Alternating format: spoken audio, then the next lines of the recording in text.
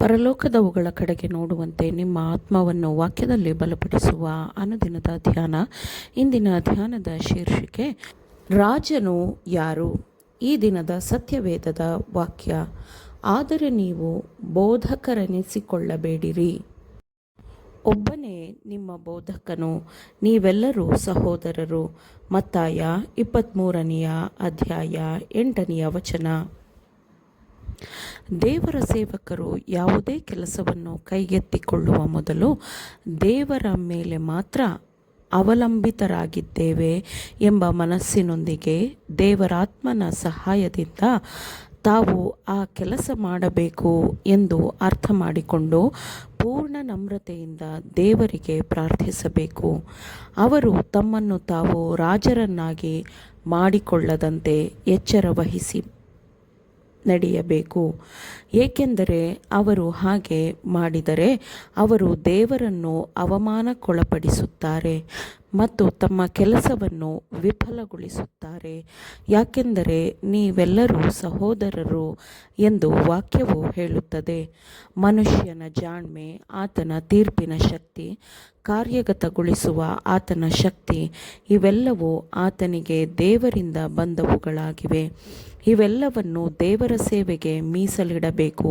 ಸತ್ಯವೇದದ ತತ್ವಗಳು ದೇವರ ಸೇವಕರನ್ನು ನಿಯಂತ್ರಿಸಬೇಕು. ಆತನ ಕೆಲಸಗಾರರು ಯಾವಾಗಲೂ ದೇವರ ಮಾರ್ಗವನ್ನು ದೃಢವಾಗಿ ಪಾಲಿಸುತ್ತಾ ನ್ಯಾಯವನ್ನು ಮಾಡಬೇಕು. ನೀವು ಮೊದಲು ದೇವರ ರಾಜ್ಯಕ್ಕಾಗಿಯೂ ನೀತಿಗಾಗಿಯೂ ತವಕಪಡಿರಿ ಎಂದು ವಾಕ್ಯವು ಹೇಳುತ್ತದೆ. ಇದನ್ನು ನಿಮ್ಮ ಜೀವನದ ಕೇಂದ್ರ ಬಿಂದುವನ್ನಾಗಿ ಮಾಡಿಕೊಳ್ಳಿರಿ. ಆಗ ಅಗತ್ಯವಿರುವ ಎಲ್ಲ ವಸ್ತುಗಳು ನಿಮಗೆ ದೊರೆಯುತ್ತದೆ.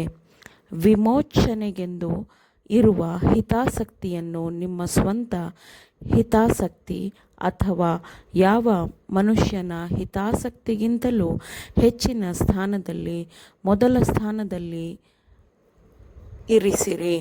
ದೇವರು ನಿಮ್ಮನ್ನು ಖರೀದಿಸಿದ್ದಾನೆ ಮತ್ತು ನಿಮ್ಮ ಎಲ್ಲ ಬಲಗಳು ಅವನಿಗೇ ಸೇರಿದವುಗಳಾಗಿವೆ. ಯಾರನ್ನೂ ನಿಮ್ಮ ರಾಜನನ್ನಾಗಿ ಮಾಡಿಕೊಳ್ಳಬೇಡಿರಿ. ನಮ್ಮ ರಾಜನು ಯಾರು? ಅದ್ಭುತ ಸ್ವರೂಪನು, ಆಲೋಚನಾಕರ್ತನು, ಪರಾಕ್ರಮಿಯಾದ ದೇವರು, ನಿತ್ಯನಾದ ತಂದೆ, ಸಮಾಧಾನದ ಪ್ರಭುವಾಗಿರುವಾತನೇ ನಮ್ಮ ರಕ್ಷಕನೂ ನಮ್ಮ ರಾಜನೂ ಆಗಿದ್ದಾನೆ. ಯಾವಾಗಲೂ ನೀವು ನಿಮ್ಮ ಹೊರೆಗಳೊಂದಿಗೆ ಆತನ ಬಳಿಗೆ ಹೋಗಬಹುದು.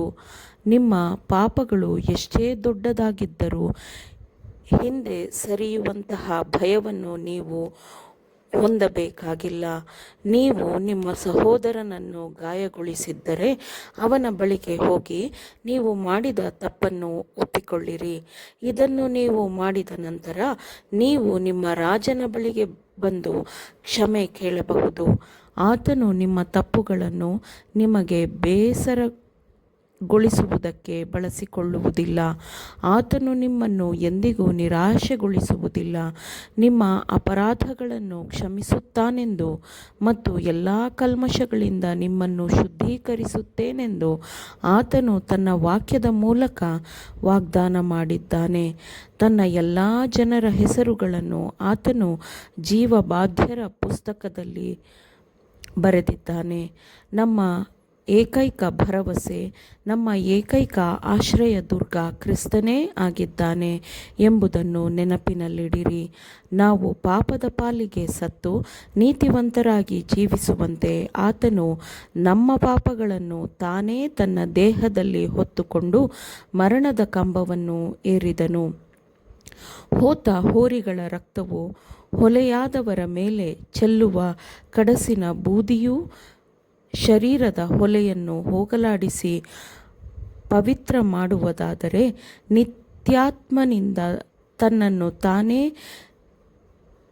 ನಿರ್ದೋಷಿಯನ್ನಾಗಿ ದೇವರಿಗೆ ಸಮರ್ಪಿಸಿಕೊಂಡ ಕ್ರಿಸ್ತನ ರಕ್ತವು ಎಷ್ಟೋ ಹೆಚ್ಚಾಗಿ ನಮ್ಮನ್ನು ನಿರ್ಜೀವ ಕರ್ಮಗಳಿಂದ ಬಿಡಿಸಿ ನಾವು ಜೀವವುಳ್ಳ ದೇವರನ್ನು ಆರಾಧಿಸುವವರಾಗುವಂತೆ ನಮ್ಮ ಮನಸ್ಸನ್ನು ಶುದ್ಧೀಕರಿಸುವುದಲ್ಲವೇ?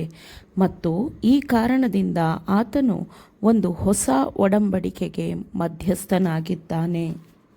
ಮೊದಲನೆಯ ಒಡಂಬಡಿಕೆಯ ಕಾಲದಲ್ಲಿ ನಡೆದ ಅಕ್ರಮಗಳ ಪರಿಹಾರಕ್ಕಾಗಿ ಆತನು ಮರಣವನ್ನು ಅನುಭವಿಸಿದ್ದರಿಂದ ದೇವರಿಂದ ಕೈಯಿಸಿಕೊಂಡವರು ವಾಗ್ದಾನವಾಗಿದ್ದ ನಿತ್ಯ ಬಾಧ್ಯತೆಯನ್ನು ಹೊಂದುವುದಕ್ಕೆ ಆತನ ಮೂಲಕ ಮಾರ್ಗವಾಯಿತು. ಆಮೇನ್.